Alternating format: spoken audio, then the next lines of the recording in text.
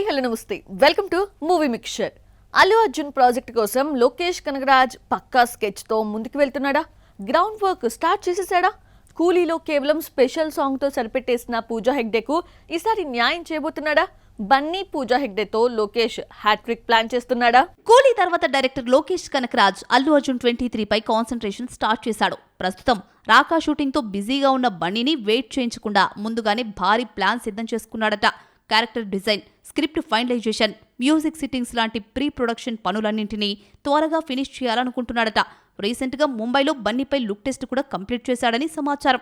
బన్నీకి జోడీగా బుట్టబొమ్మ పూజా హెగ్డేను తీసుకురావాలని అనుకుంటున్నాడట లోకేష్ కనగరాజ్. గతంలో ఈ ఇద్దరు కలిసి నటించిన దువ్వాడ జగన్నాథం, అలా వైకుంఠపురం బ్లాక్ బస్టర్స్ గా నిలవడంతో మళ్లీ ఈ హీట్ పేర్ రిపీట్ చేస్తున్నాడని టాలీవుడ్ బజ్.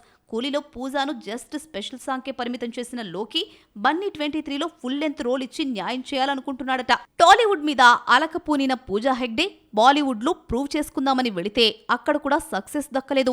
దాంతో తనకు అచ్చొచ్చిన తెలుగు ఇండస్ట్రీని దూరం పెడితే తన కెరీర్కే ఎసరొచ్చే ఛాన్స్ ఉందని గ్రహించిన బుట్టబొమ్మ ఎట్టకేలకు దుల్కర్ 41లో నటించడానికి ఒప్పుకుంది. ఈ సినిమా కోసం రెమ్యూనరేషన్ కూడా తగ్గించుకుందట ఈ భామ. ఇక ఎన్నో హోప్స్ పెట్టుకున్న తమిళ్ ఫిలిం జననాయగన్ మాత్రం ఇప్పటికీ రిలీజ్ కు నోచుకోవడం లేదు.